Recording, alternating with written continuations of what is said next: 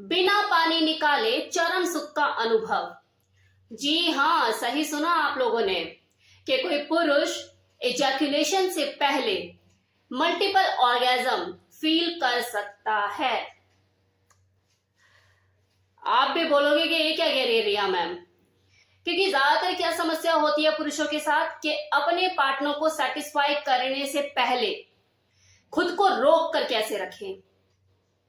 और यहां मैं बात कर रही हूं मल्टीपल ऑर्गेजम की कि एक पुरुष बिना अपना पानी निकाले मल्टीपल ऑर्गेजम फील कर सकता है। क्या सच है? जी हाँ, ये बिल्कुल सच है। संभोग के बारे में पूरी समझ विकसित हो जाने के बाद कोई भी पुरुष बिना इजैकुलेशन के मल्टीपल टाइम अपने ऑर्गेजम को फील कर सकता है। हालांकि लोगों की यही समझ है कि जो ऑर्गेजम और इजैकुलेशन होते हैं ये दोनों एक ही साथ ही घटित होते हैं, लेकिन ऐसा नहीं है। ये दोनों ही अलग स्वतंत्र शारीरिक क्रियाएं हैं। इसे ड्राई ऑर्गेजम भी कहा जाता है और इसको समझने के लिए हमें ऑर्गेजम और इजैकुलेशन दोनों को अलग अलग समझना होगा। तो सबसे पहले हम ऑर्गेजम को समझते हैं कि ऑर्गेजम जो है वो एक चरम शारीरिक सुख का गहन अनुभव है जिसमें अलग अलग तरह के शारीरिक बदलाव शामिल होते हैं, जैसे धड़कनों का तेज बढ़ना, ब्लड फ्लो का बढ़ना, मांसपेशियों का संकुचित होना, आंखों का बंद होना, पुतलियों का बड़ा हो जाना, एक नशा सा सर पे सवार होना। और इस नशे को वही इंसान महसूस कर सकता है जो इस ऑर्गेजम को फील कर रहा होता है, लेकिन ये बस कुछ क्षणिक भर ही होता है। जैसे ही आप इस नशे में डूबने की सोचते हो कि ये जो चरम सुख होता है एकदम से गायब हो जाता है। अब समझते हैं इजैकुलेशन को। इजैकुलेशन जो है वो एक तरह की शारीरिक प्रक्रिया है जो कि ऑटोमेटिक नर्व सिस्टम द्वारा कंट्रोल्ड होती है। तो जिससे ये चीज साफ हो जाती है कि पुरुष जो है वो अपने ब्रेन को कंट्रोल करके अपनी बॉडी को नियंत्रित कर सकता है और बिना इजैकुलेशन किए मल्टीपल टाइम्स ऑर्गेजम को फील कर सकता है। एक बार जब वो इस क्रिया में एक्सपर्ट हो जाता है तो वो इस ऑर्गेजम को बार बार फील कर सकता है बिना अपना पानी गिराए। काम क्रिया देखो माइंड में ही घटित होती है, भले ही उसका जो प्रभाव है वो आपके पूरे शरीर पर दिखाई दे। The mind is the most powerful sex organ. आप अपने लिमिट बनाइए, उन पर विश्वास कीजिए और फिर उन पर सवारी करना शुरू कीजिए। लेकिन होता बिल्कुल इसका उल्टा है। जब संभोग क्रिया के दौरान एक पुरुष को ऑर्गेजम फील होने लग जाता है तो उसे लगता है कि बस अब तो खेल खत्म, और वो अपने माइंड को कंट्रोल नहीं करता, सेक्स एंजॉय नहीं करता, बस कुछ सेकंड में अंदर से कुछ निकालता है और बाहर फेंक देता है और उसकी नजर में हो गया सेक्स पूरा। सबसे पहले आप यहाँ पर इस चीज को समझिए कि ऑर्गेजम जो मिलता है वो पानी गिराने के कारण नहीं मिलता, बल्कि पानी गिराने के कुछ क्षण पहले मिलता है, क्योंकि उस वक्त आपकी बॉडी ये सुनिश्चित करती है कि आप पानी गिराने से पहले पंपिंग करना बंद ना कर दें। तो आपको वो ऑर्गेजम फील कराती है ताकि आपका जो इन आउट का प्रोसेस है वो तेज हो जाए, क्योंकि ये जो रिप्रोडक्शन है ये आपकी बॉडी की जरूरत है, आपकी जरूरत नहीं है। आप तो सिर्फ अपना ऑर्गेजम रिलीज करने के लिए अपने पार्टनर के पास जाते हो। अब अगर मान लो ये कामोत्तेजना, ये आनंद संभोग क्रिया के दौरान अगर किसी इंसान को फील नहीं होती तो वो तो सिर्फ बच्चा पैदा करने के लिए सेक्स करता ना।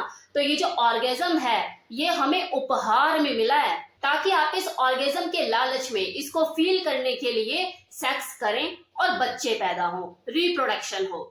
तो अब आपको करना क्या है? आपको ये जो प्रक्रिया है इसमें बाधा पहुंचानी है, रोड़ा बनना है।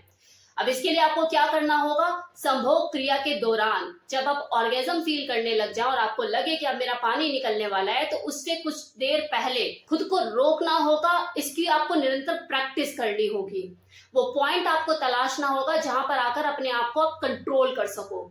मान लीजिए कि आपके पास 1 से 10 नंबर है तो 9.5 पर आकर आपको रुकना होगा और योनि में से अपने लिंग को बाहर निकालना होगा। जो एनर्जी उस वक्त आप अपने लिंग में फील कर रहे होंगे, महसूस कर रहे होंगे, अपने शरीर को ऊपर की तरफ उठा के उस एनर्जी को पूरी बॉडी में फैलाना होगा। और जब आप थोड़ा सा ठंडा हो जाए फिर से आप अपने लिंग को योनि में प्रवेश करें, लेकिन उस दौरान आप अपने पार्टनर को ठंडा ना होने दें। उसके उत्तेजित अंगों को सहलाते रहे, किस करते रहे, स्मूच करते रहे और साथ ही साथ इन आउट करने का मजा ले। और जैसे फिर आपको दोबारा ऐसा लगे कि हाँ पानी निकलने वाला है, इजैकुलेशन होने वाला है, तब दोबारा आप अपने लिंग को योनि में से बाहर निकाल लीजिए। तो इस तरह की आप निरंतर प्रैक्टिस कीजिए संभोग क्रिया के दौरान। साथ ही आपको अपने ऑटोमेटिक नर्व सिस्टम को पूरा कंट्रोल करने का प्रयास भी करना है।